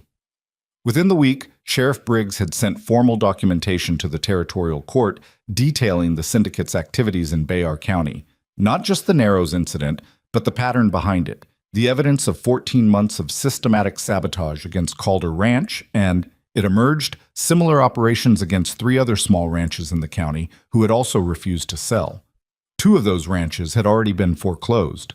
The third was still operating. Briggs came out to the ranch himself to tell them. He sat at the kitchen table and drank the coffee Mara put in front of him and said, "The territorial court is taking it up. Hartley's talking, which I expect is because someone offered him something to talk with. The syndicate's San Antonio office has lawyered up, which is what they do, but the documentation is solid." He looked at Rhett. "You'll likely be called as a witness. Your history with the operation." "I know," Rhett said. "Your wife too, probably." Briggs looked at Mara with the expression she'd seen in his office the day she'd come to him. The recalibrating look, the look of a man updating a model. The cut wire, the waterline. Groves. "Whatever's useful," she said. Briggs nodded. He turned his coffee mug in his hands. "You know, when you came to my office," he said, "I almost didn't take you seriously." "I know," she said. "You were very sure." "I was right," she said, simply. "Which is different from sure." He looked at her for a moment, and then he did something she hadn't expected. He laughed. Not a polite laugh. An actual one, brief and surprised out of him. "Yes," he said, "it is." He left after an hour, and Rhett walked him out, and Mara cleared the coffee mugs and stood at the kitchen window and looked at the yard. The repaired fence posts visible from here, the paddock where all 3 horses were moving in the afternoon light, the barn with its sound roof where Deke had replaced the failing section in October, all of it standing, all of it held. The letter from Gerald Holloway arrived the following week. She almost didn't open it. She held it in her hands for a moment, feeling its weight, knowing what texture of thing was inside. Gerald wrote letters the way he did everything, with the particular style of someone who needed you to believe they were doing you a favor. She opened it. It was, as she'd expected, a request. The remaining Holloway estate had run into difficulties, the nature of which Gerald described in vague but urgent terms, and he was writing to ask whether she might be in a position to provide some assistance, given her current situation. She read it once. Then she set it on the kitchen table and went out to the barn and found Rhett doing something with the roan saddle, and she handed him the letter without comment. He read it. His jaw tightened. He read it again. "No," he said. "I know," she said. "I just wanted you to see it." He looked at her. "You're not going to—" "I'm not going to do anything," she said. "I wanted to know how you'd respond when you read it." He stared at her for a moment. "You were testing me." "I was learning something," she said. "There's a difference." He held her gaze. Then he handed the letter back to her. "What do you want to do with it?" She thought about Gerald's face in the barn doorway 4 years ago, managing what was left of her parents' estate into his own pockets with the confidence of a man who believed she would never have anywhere else to go. She thought about the morning she'd left Black Ridge, the town on the boardwalk, the laughter she hadn't let herself react to. She folded the letter and set it on the workbench. "Nothing," she said. "I don't need to do anything with it." She looked at Rhett. "He counted on me having no options. I have options. That's enough." Rhett looked at the letter on the workbench. Then he looked at her, and there was something in his face, not the complicated expression, not the almost smile, not the careful caution, just directness, plain and undefended. "You have more than options," he said. "You have this place. You have what you built here." "We built," she said. "We built," he agreed. Deke found them like that, standing in the barn in the afternoon light, not doing much of anything, just being in the same space in the particular way of 2 people who have stopped needing to justify their proximity to each other. He looked at them both and said, with great practicality, "The northwest gate hinge is going again." Rhett looked at Mara. Mara looked at Rhett. "I'll get the tools," she said. December came, and with it the first real rain in months. Mara stood on the porch and watched it come in from the north. A real rain. Not the teasing drizzle that the hill country sometimes offered in lieu of the actual thing, but a sustained gray, soaking rain that darkened the dry earth and filled the air with the smell of wet rock and grass and the particular relief of land that has been thirsty for a long time. The cattle moved to the south pasture and stood in it, unbothered. The horses in the paddock lifted their heads and then went back to their hay, which was the considered opinion of animals that had made peace with weather. Rhett came out and stood beside her. They watched the rain. "The south pasture will come back," he said, "with enough of this." "The east section too," she said. "By spring." He was quiet for a moment. "Deke says he's staying," he said. "If we want him." "Of course we want him," she said. "Tell him to stop asking." "I'll tell him you said so. He listens to you better." She looked sideways at him. He was watching the rain with the expression of a man who was allowing himself, carefully and without drama, to believe in something. She recognized it because she'd been doing the same thing herself for several weeks. Not a sudden certainty, but a slow and accumulating trust. The kind that doesn't announce itself. The kind that you find one day has become the foundation of everything without your ever having laid a cornerstone. She put her hand through his arm. Not a grand gesture. Just a hand and an arm, and the rain in front of them, and the land behind it, and all the ordinary, complicated, unfinished life on both sides of them. He put his other hand over hers. They stood there for a while. She thought about this morning she'd left Black Ridge. The town on the boardwalk, the borrowed wagon, the laughter she'd held herself straight against. She thought about arriving here with 2 trunks and a veterinary manual, and the particular determination of a woman who had decided, very quietly, that she was not going to be what other people had decided she was. She thought, this is not a happy ending. It's something better than that. It's a real one. There was still the territorial court, and the testimony, and whatever the syndicate's lawyers were going to attempt in the spring. There was still a ranch that was viable but not comfortable, a bank review in 4 months, a northwest gate hinge that kept failing no matter how many times Deke fixed it. There was still the drought-damaged east pasture and the question of the spring cattle count and the 100 small problems that a working piece of land generated on a daily basis without anyone's input. There was Rhett, who was not easy, who had spent years building walls out of silence and was only now, slowly, deciding which ones were structural and which ones could come down. Who had a scar that told a story about who he'd been before this, and a ranch that told a story about what he'd tried to build after, and a way of looking at her that she had finally stopped needing to look away from. There was Mara, who was not easy either, who had spent years watching and waiting and surviving, and had arrived here still carrying the habit of making herself smaller than she was, still flinching sometimes at the expectation of contempt, still occasionally surprised, genuinely surprised, to find herself in a place where her presence was not a problem to be managed, but a fact that mattered. Who was learning, at 24, the strength is not the absence of fear, but the decision to act anyway, and that being underestimated is only an advantage if you're paying attention. There was Deke, who would fix the gate hinge again tomorrow without complaining, and the 3 horses, and the 83 cattle, and the land itself. The dry, enormous, indifferent Texas hill country, which did not care about any of them but held them anyway, the way land holds everything that lives on it, without judgment and without mercy and with a patience that made human lives look brief and bright and worth the trouble. The rain came down on all of it. Mara felt Rhett shift his weight beside her, not moving away, just settling, the way people settle when they're exactly where they intended to be. From inside the house, the stove ticked in the warmth. From the barn, one of the horses made a quiet sound, and then was still. The rain, the land. The 2 of them on the porch, in the ordinary, extraordinary fact of being people who had found, by difficult and unlikely means, the particular kind of company that makes the hard thing bearable and the good thing real. That was all. That was enough.